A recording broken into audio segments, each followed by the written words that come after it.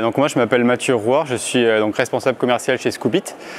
Scoopit c'est un éditeur de logiciels qui propose une solution de curation de contenu. Donc qu'est-ce que la curation de contenu en quelques mots? En fait c'est le fait de découvrir du contenu automatiquement, donc d'aller en fait automatiser une veille sur des articles qui ont déjà été rédigés en ligne, puis après de se les approprier, de les redistribuer, donc notamment sur les réseaux sociaux en partageant des contenus, via des newsletters, sur des sites web, intranet, etc. Donc nous on est vraiment focalisé sur ça, sur le fait d'utiliser des articles déjà existants sur le web.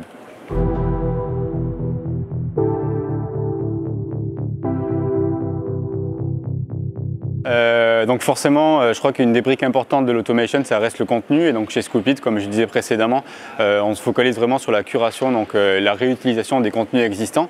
Et le contenu étant très important dans les stratégies d'automation, animer cet atelier sur la curation, ça a du sens pour expliquer aussi aux entreprises qui n'ont pas forcément les ressources nécessaires pour rédiger des milliers de contenus originaux, qu'elles peuvent aussi aller utiliser forcément des articles existants. C'est une façon aussi maligne et smart de pouvoir réutiliser ces contenus-là pour engager ses audiences, ses prospects, ses leads via ces contenus sectoriels, aussi en interne pour pouvoir distribuer des newsletters avec des articles tiers qu'on a pu découvrir en ligne. Donc c'est en ce sens que je suis présent ici et que je vais animer cet atelier qui permet d'apporter une brique, je pense, supplémentaire à toute la partie contenu qui a déjà été traitée aujourd'hui sur cette Automation Day. Ça marche.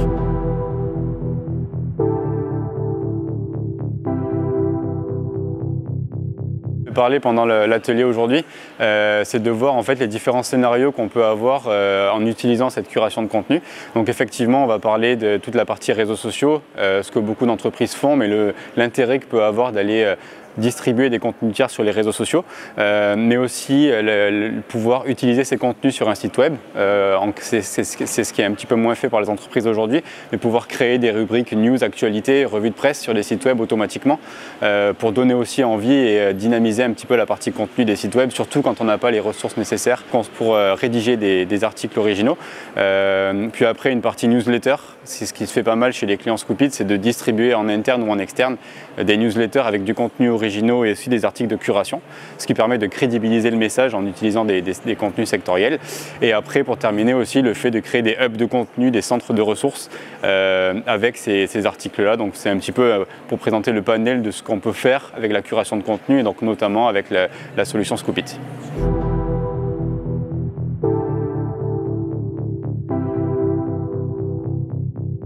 Donc en résumé, pendant l'atelier, c'était un peu ce que je disais précédemment, mais on va voir comment engager ces audiences, donc que ce soit les leads, les clients, donc un peu en mode externe, et aussi en interne, pourquoi pas les collaborateurs, avec la curation de contenu. Donc l'idée, c'est vraiment de faire partager la connaissance, d'avoir des contenus assez éducatifs et pas forcément promotionnels, de mixer un petit peu les deux, et de voir les différents canaux qu'on va pouvoir utiliser pour communiquer sur ces axes-là, et dans une optique vraiment d'engager les différentes audiences.